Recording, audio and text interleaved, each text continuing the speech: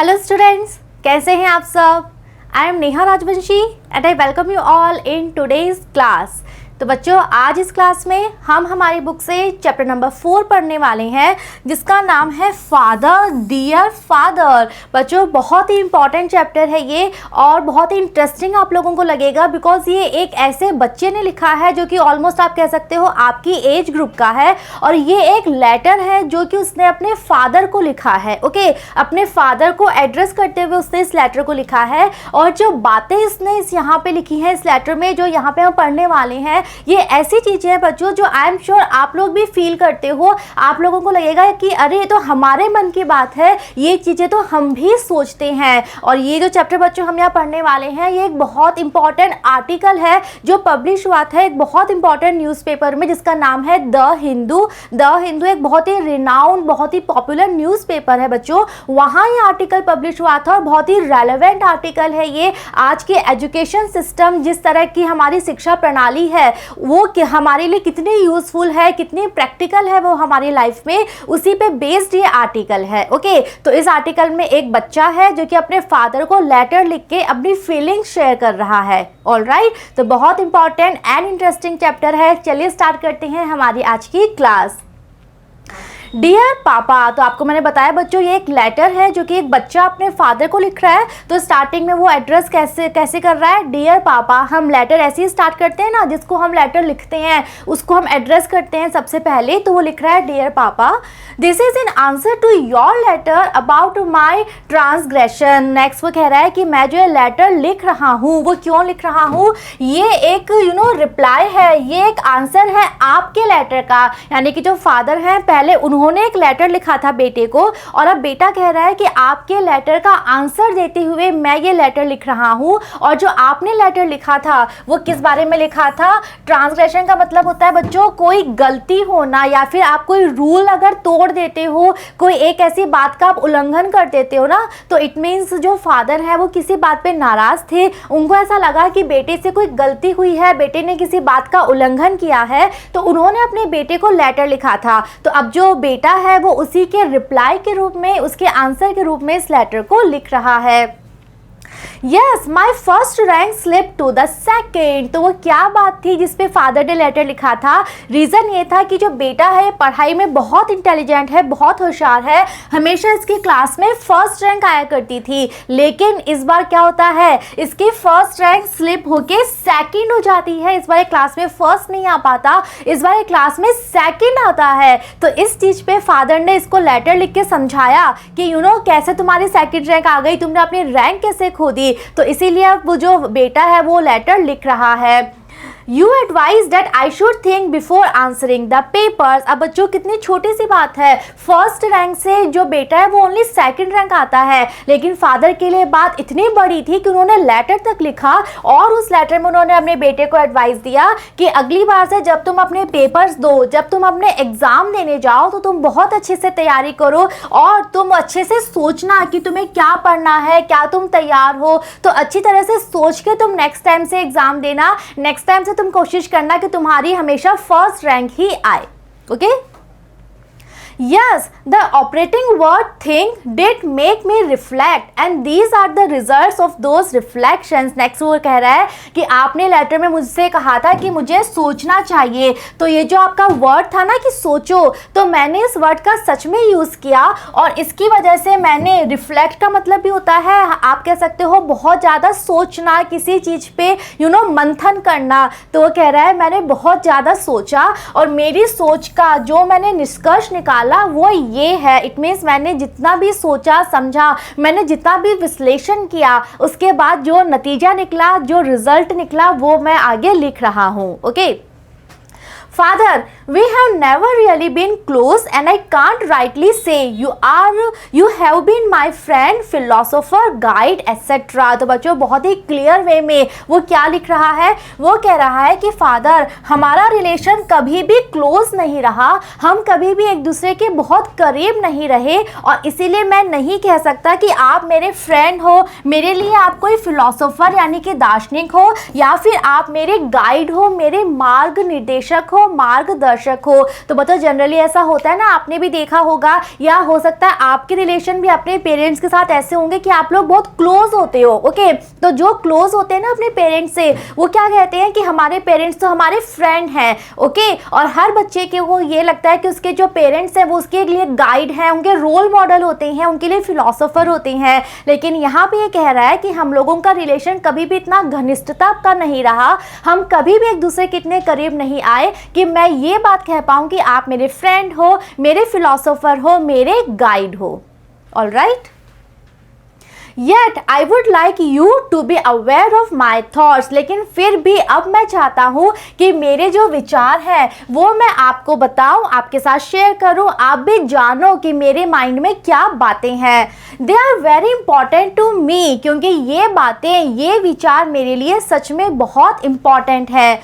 You are highly educated and you provide very well for the family। तो बच्चों वो अपनी बात स्टार्ट करता है और कहता है कि आप बहुत अच्छे से एजुकेटेड हो, आपने बहुत अच्छी शिक्षा प्राप्त की है, आपने जो अपने जीवन में ज्ञान प्राप्त करा है, जो शिक्षा प्राप्त करी है वो बहुत अच्छी करी है, और इसीलिए इस पूरे परिवार के लिए आप जो दे रहे हो, जो आप हमें दे रहे हो वो भी बहुत अच्छा है। इट मीन्स वो कहना चाह रहा है कि आपने बहुत अच्छी शिक्षा प्राप्त करके बहुत अच्छी नौकरी प्राप्त की है और आप अब हमें, हमारे इस परिवार को सब कुछ दे पा रहे हो। But in your departmental store do you apply Pythagoras theorem और न्यूटन्स लॉ ऑफ ग्रेविटी। लेकिन बच्चों उसका क्वेश्चन जो आपको लगेगा कि हाँ कितनी सही बात है, उसका क्वेश्चन क्या है। अब इसके जो फादर हैं उनकी एक दुकान है, डिपार्टमेंटल स्टोर, एक दुकान जहाँ पे डेली यूज़ का सामान मिलता है। तो वो पूछ रहा है कि क्या आप अपनी दुकान पे ये रूल्स अप्लाई करते हो, क्या आपको अपना काम करते समय पाइथागोरस थ्योरम अप्लाई करना पड़ता है, या फिर न्यूटन ने क्या लॉ बताए थे ग्रेविटी के, गुरुत्वाकर्षण के क्या नियम बताए थे उन्होंने, क्या वो नियम आप अपनी दुकान पे अप्लाई करते हो। तो बच्चों ये जो टर्म्स हैं पाइथागोरस थ्योरम या फिर न्यूटन्स लॉ ऑफ ग्रेविटी, ये आप सबने पढ़े हैं 10th क्लास तक, हम सबके सेम सब्जेक्ट्स होते हैं, आप सबने भी पढ़े हैं। तो आपको भी कई बार लगता है 10th क्लास में भी लगता होगा ये पढ़ते समय कि हम जो ये पढ़ रहे हैं, हम ये जो लर्न कर रहे हैं, इसका हम आगे कहाँ यूज़ करेंगे, ये हमारी लाइफ में कैसे यूज़ होगा। तो यही क्वेश्चन बच्चों इस बच्चे के मन में है। वो अपने फादर से पूछ रहा है कि आप वेल एजुकेटेड हो, आपकी आप इतना अच्छा काम कर रहे हो, आपका स्टोर इतना सक्सेसफुल है, लेकिन क्या आप अपनी दुकान पे ये रूल्स अप्लाई करते हो। Okay, for that matter does your doctor friend और योर लॉयर ब्रदर। नेक्स्ट वो कह रहा है और आपकी बात छोड़ो, अगर मैं पूछूं कि आपके जो फ्रेंड हैं जो कि एक डॉक्टर हैं और जो आपके ब्रदर हैं जो कि एक वकील हैं, क्या वो इन नियमों का यूज़ करते हैं, क्या वो ग्रेविटी के रूल या पाइथागोरस थ्योरम अपनी लाइफ में यूज़ करते हैं। पापा, माई grandfather speaks of a carefree and beautiful childhood. Next बच्चों वो कह रहा है कि पापा, मैंने हमेशा अपने दादाजी से सुना है कि उनका बचपन बिल्कुल केयरफ्री था, उनको बचपन में कोई चिंता नहीं थी, कोई टेंशन नहीं थी पढ़ाई को लेकर, और उनका बचपन बहुत ही सुंदर था, ये मैंने उनसे सुना है। Of days spent in plucking mangoes and guavas from their orchard, of picnics on the banks of the river where the man cooked mouth-watering food, of playing marbles and gilli danda. बच्चों ये चीज़ें भी आप लोगों ने अपने घर में भी सुन रखी होंगी, जो हमारे घर के बड़े हैं, जो हमारे दादा दादी हैं, नाना नानी हैं, उनसे हमने भी ये सारी बातें सुनी हैं कि उनका बचपन कैसा होता था। जनरली उन सबका बचपन यही था कि वो बचपन में अपना समय कैसे बिताते थे।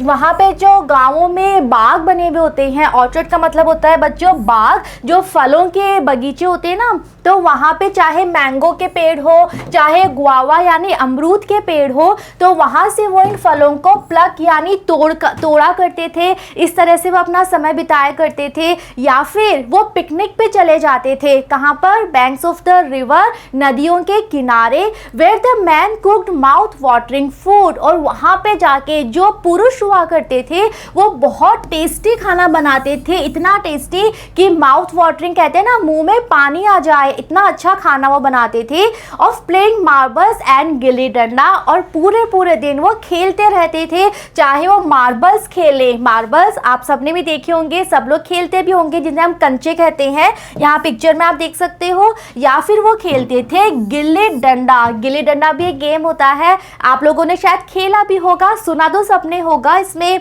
एक लंबा डंडा होता है और इस तरह से एक और लकड़ी का पीस होता है, इससे हम गिल्ली डंडा खेलते हैं। तो बच्चों वो अपने फादर से क्वेश्चन पूछ रहा है कि जब दादाजी का बचपन इतना अच्छा था, उनको कोई चिंता नहीं थी, कोई उनके ऊपर पढ़ाई का प्रेशर नहीं था, और वो पूरा दिन मस्ती करते थे, खेलते थे, अपने फ्रेंड्स के साथ समय बिताया करते थे। Okay,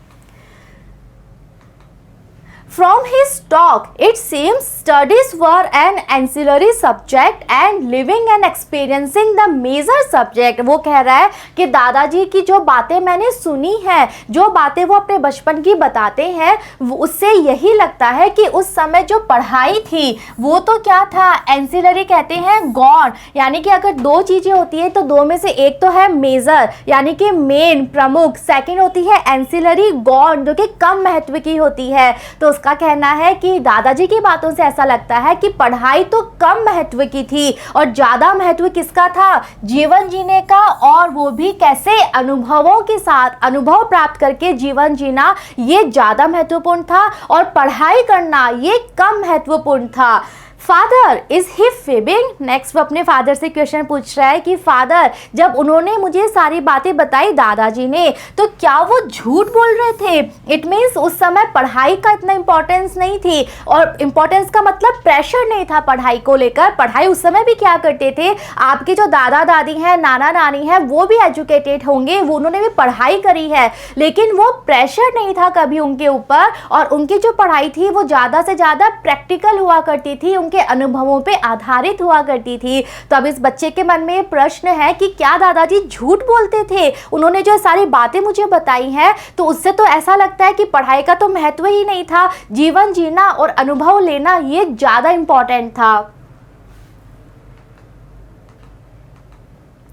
Or is it possible that the world has turned topsy-turvy in just about 70 years? और फिर वो कह रहा है कि या तो दादाजी झूठ बोल रहे हैं, या फिर ये भी पॉसिबल है कि पूरी दुनिया टॉप्सी टर्वी हो गई। टॉप्सी टर्वी का मतलब होता है बच्चों अस्त व्यस्त होना, यानी कि पूरी तरह से बदल जाना। तो या तो वो झूठ बोल रहे हैं, या फिर 70 सालों में ही ये दुनिया पूरी तरह से बदल गई है। ये दुनिया इतनी अस्त व्यस्त हो गई है कि आज हमने जीवन जीना तो छोड़ दिया है। आज के बच्चों को जीवन जीना तो आता ही नहीं है, उनके जीवन में सिर्फ एक काम है, पढ़ाई पढ़ाई और पढ़ाई। ओके, पापा my grand mother is semi literate. Next वो बात कर रहा है अपनी दादी की, और कह रहा है कि पापा जो मेरी दादी हैं वो भी सेमी लिटरेट है। सेमी लिटरेट यानी थोड़ी पढ़ी लिखी है, पूरी अच्छी तरह से उन्होंने पढ़ाई नहीं करी है, लेकिन हाँ थोड़ी पढ़ी लिखी वो है।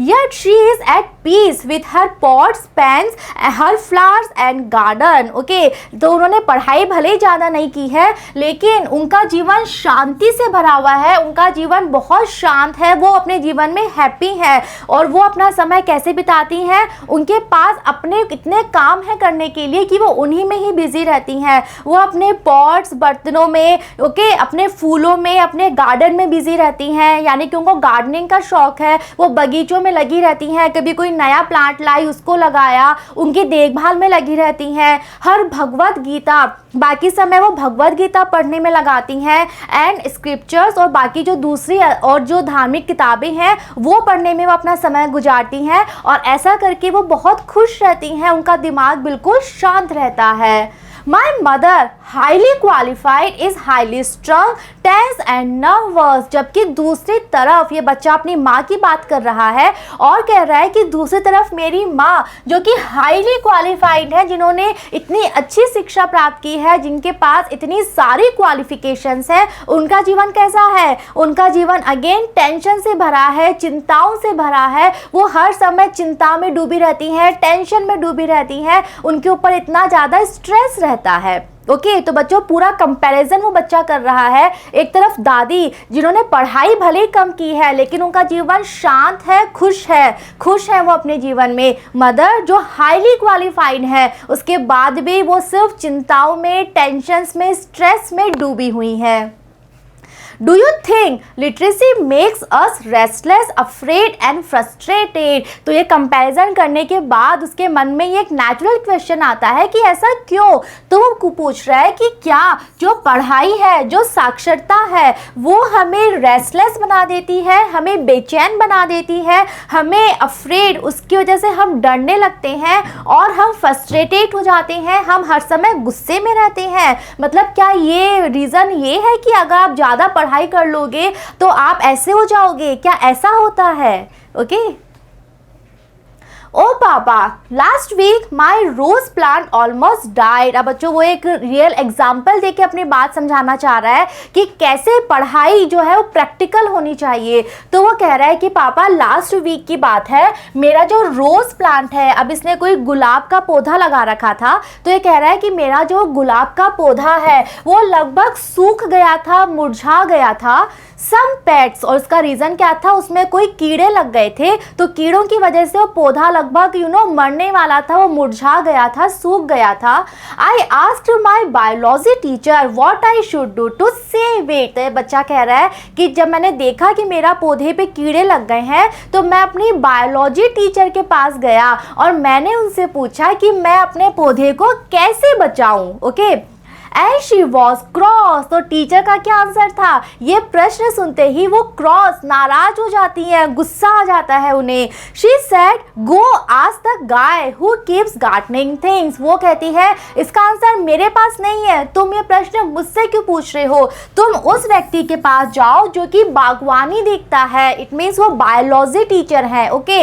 लेकिन ये बच्चा जब उनके पास ये प्रश्न लेके जाता है कि मैं अपने प्लांट को कैसे बचाऊं, तो ये प्रश्न सुन के गुस्सा है और कह रही है कि तुम मुझसे क्यों पूछ रहे हो, तुम माली से पूछो, ये काम माली का है। Okay. He will tell you। तो टीचर कहती है माली तुम्हें बताएगा कि तुम्हें अपने प्लांट को कैसे बचाना है।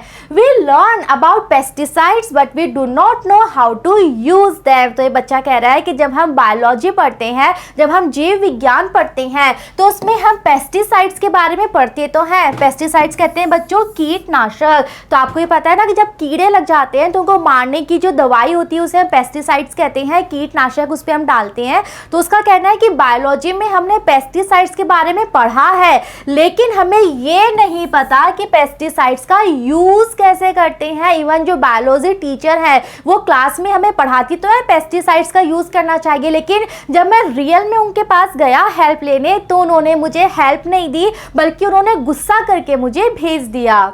Oh father, it matters not to me why the apple does not fall upwards, nor do I care what Archimedes did। तो बच्चों नेक्स्ट वो कह रहा है कि फादर मेरा कोई इंटरेस्ट नहीं है ये जानने में कि जो एप्पल है वो ऊपर की तरफ क्यों नहीं गिरता है। तो बच्चों इस बात का क्या मतलब? आप सबने लॉ ऑफ ग्रेविटी पढ़ा है। हम सब जानते हैं कि न्यूटन ने गुरुत्वाकर्षण का नियम की खोज कैसे की थी। एक दिन वो एप्पल के पेड़ के नीचे लेटे हुए थे, अचानक पेड़ पे से एप्पल टूटता है और नीचे गिरता है, और जब ये चीज वो देखते हैं कि एप्पल टूटा और नीचे गिरा, तब वो इसका रीजन तलाश करते हैं और फाइनली वो ग्रेविटी का नियम बनाते हैं। ओके। तो ये बच्चा कह रहा है कि मुझे इस नियम में कोई इंटरेस्ट नहीं है, मुझे नहीं जानना कि एप्पल जो है वो नीचे क्यों गिरता है, वो ऊपर की तरफ क्यों नहीं जाता। नेक्स्ट वो कह रहा है no do I care what Archimedes did. ना ही मेरा इंटरेस्ट ये जानने में है कि आर्किमिडीज ने क्या क्या किया। आर्किमिडीज हम सब जानते हैं ना, मैथ्स में हमने पढ़ा है, इनके बहुत सारे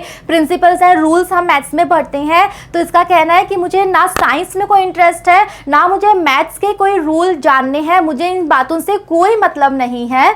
What matters to me is that my rose plants remain healthy। मेरा इंटरेस्ट ये जानने में है कि मैं क्या करूं मेरे रोज प्लांट को हेल्दी बनाए रखने में। मेरा जो गुलाब का पौधा मुरझा गया है, मैं उसको ठीक कैसे करूं, मेरा इंटरेस्ट ये जानने में है। When there is a fuse in my house, I should know how to do something about it। तो कह रहा है मेरा इंटरेस्ट ये जानने में है कि अगर मेरे घर में फ्यूज चला जाए, फ्यूज खराब हो जाए, तो मैं उसे कैसे ठीक करूं, उसके लिए मुझे क्या करना है, मुझे ये पता होना चाहिए। I should know how to make a desk for myself from my carpenter's tools। मेरा इंटरेस्ट ये जानने में है कि मैं खुद के लिए एक डेस्क बनाना चाहता हूँ, टेबल बनाना चाहता हूँ, और मेरे पास कारपेंटर्स के टूल्स पड़े हैं, तो उन टूल्स की हेल्प से मैं टेबल कैसे बनाऊं, मेरा इंटरेस्ट ये जानने में है, ये पता करने में है। मुझे साइंस के और मैथ्स के प्रिंसिपल्स में, रूल्स में कोई इंटरेस्ट नहीं है,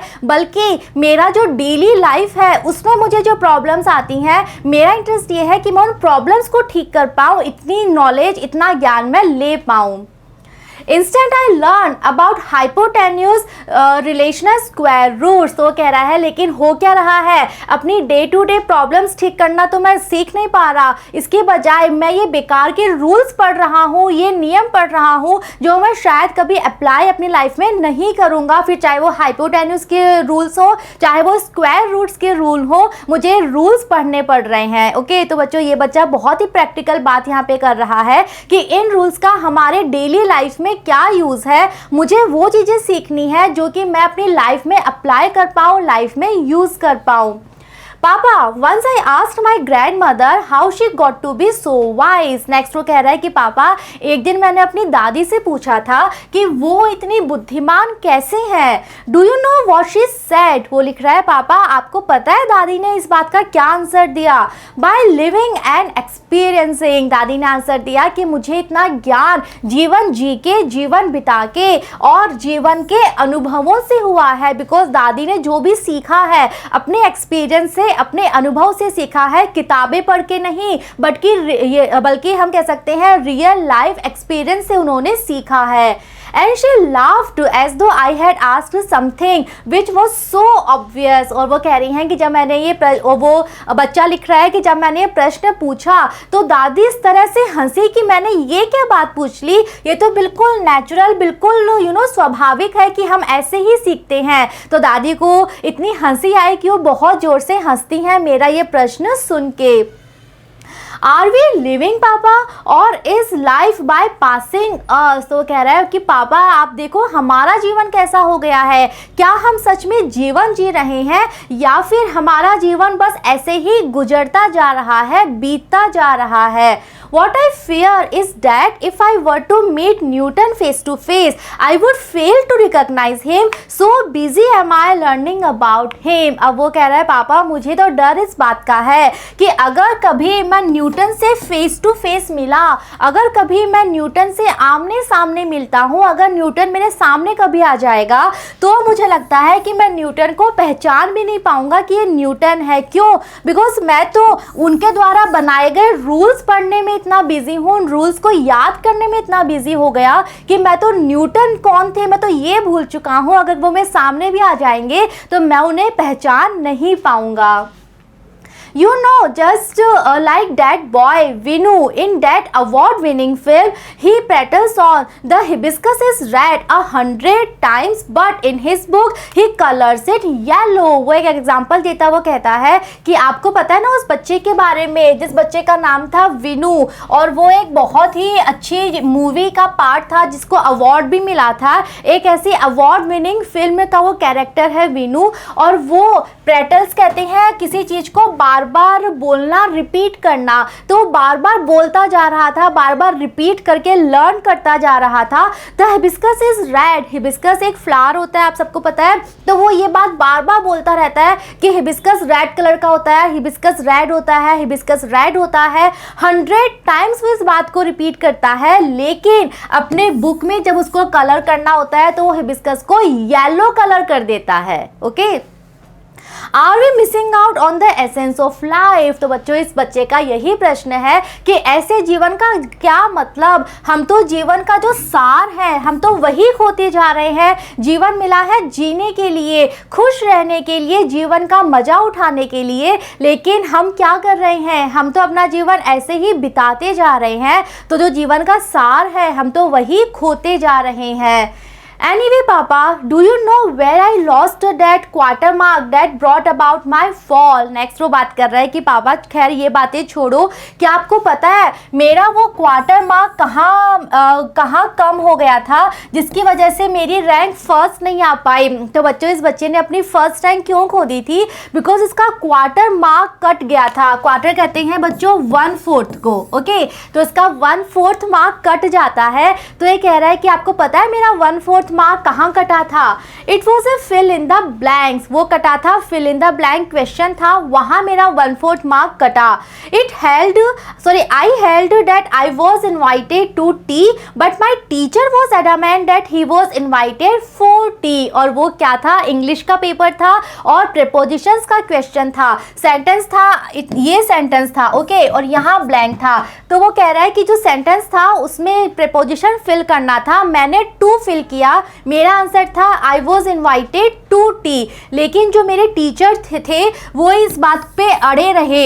एडामेंट का मतलब होता है अड़ियल हो जाना। तो वो कह रहा है कि लेकिन टीचर ने मेरी बात नहीं मानी और वो इस बात पे अड़े रहे कि 2 नहीं आएगा, इसका आंसर 4 होगा। तो बच्चों यहाँ पे इसका आंसर बिल्कुल सही है, it is I was invited to tea. तो वो कह रहा है मेरा आंसर 2 था लेकिन टीचर ने मेरी बात नहीं मानी, वो अड़े रहे कि 2 नहीं होगा 4 होगा। अ मैटर ऑफ ग्रामर, तो कह रहे हैं कि एक ग्रामर का टॉपिक था, एक व्याकरण का ये टॉपिक था। And papa if he says George Bush is the president of India it will have to be so. Next वो बता रहा है कि टीचर जो है वो कितने एडामेंट है, अपनी बात पे वो कितने अड़ियल हैं। तो वो कह रहा है कि पापा अगर टीचर ने कह दिया कि जॉर्ज बुश इंडिया के प्रेसिडेंट है तो मानना पड़ेगा कि हाँ जॉर्ज बुश इंडिया के ही प्रेसिडेंट है, बिकॉज टीचर किसी और की बात सुनते ही नहीं है। If he says the sun rises in the west so be it, अगर टीचर ने कह दिया कि सन पश्चिम में उदय होता है तो हाँ पश्चिम में उदय होता है, आपको मानना पड़ेगा। And if he says the earth is flat it will be my पापा। वो एक और एग्जाम्पल देता है, वो कहता है कि अगर टीचर ने कहा कि धरती फ्लैट है, धरती चपटी है, तो आपको मानना ही पड़ेगा, बिकॉज कोई ऑप्शन नहीं है, वो आपकी बात नहीं सुनेंगे, आपको ही उनकी बातें माननी पड़ेंगी, चाहे वो सही हो चाहे वो गलत हो। Okay, at least on my answer papers, वो कह रहा है कम से कम अपने आंसर पेपर में तो हमें वही लिखना पड़ेगा जो टीचर ने हमें पढ़ाया है, चाहे वो सही हो चाहे वो गलत हो। अगर हमें मार्क्स लेने हैं हमें वही लिखना पड़ेगा जो उन्होंने हमें पढ़ाया है। My first rank is at stake you see, और वैसे भी अगर ऐसा मैं नहीं करूँगा तो मेरे नंबर कट जाएंगे और मेरी जो पहली रैंक आज तक आती है वो दांव पे लग जाएगी, मैं अपनी पहली रैंक खो दूंगा। तो मुझे अपने पेपर में तो वही लिखना पड़ेगा, फिर चाहे वो गलत ही क्यों ना हो। Still, my dearest Papa, I shall keep your advice in mind and try not to lose any quarter marks. Next वो कह रहा है कि पापा फिर भी जो सलाह आपने मुझे दी है वो हमेशा मैं याद रखूँगा और कोशिश करूँगा कि आगे से कभी भी मेरा 1/4 नंबर भी नहीं कटे। As always, yours ever obedient son, Rahul. इसके साथ वो अपना लेटर एंड करता है और लास्ट में लिखता है हमेशा आपका आज्ञाकारी बेटा, और इस बेटे का नाम है राहुल। तो बच्चों इस तरह से वो अपने फादर को लेटर लिख रहा है, अपने मन के विचार बता रहा है, बहुत इंपॉर्टेंट क्वेश्चंस उठा रहा है एजुकेशन सिस्टम पे, जो हमारे शिक्षा प्रणाली है, जिस तरह से उसने टीचर्स के एग्जाम्पल दिए कि टीचर जो है उन्होंने जो बोल दिया वही सच है, फिर चाहे वो गलत ही क्यों ना हो। ओके, लेकिन चैप्टर अभी ऐड नहीं हुआ है, लास्ट में वो एक और चीज़ ऐड करता है, पीएस। पीएस का मतलब होता है बच्चों, पीएस की फुल फॉर्म होती है पोस्ट स्क्रिप्ट। इट मीन्स आप कोई बात या कोई इंफॉर्मेशन देने के बाद में नीचे जो और एक्स्ट्रा ऐड करते हो ना वो होता है पीएस। तो उसने पीएस लिख के लेटर एंड करने के बाद एक मैटर और यहाँ पे ऐड किया है। क्या लिख रहा है वो कह रहा है your eyes will not see this anguish to play my father. वो कह रहा है फादर मैंने ये जो लेटर लिखा है और इसमें मैंने जो अपनी एंग्विश प्लीज शो की है। एंग्विश का मतलब होता है व्यथित, जब हम बहुत दुखी होके कोई बात कहते हैं। तो वो कह रहा है कि ये जो लेटर है और इस लेटर में जो मैंने इतने दुखी मन से अपनी बातें बोली हैं ये आप कभी नहीं देख पाओगे। इट मीन्स वो इस लेटर को कभी पोस्ट नहीं करेगा। उसने लेटर तो लिख दिया लेकिन ये लेटर वो अपने फादर को कभी भेजेगा नहीं। तो वो कह रहा है कि ये सारी बातें आप कभी पढ़ नहीं पाओगे।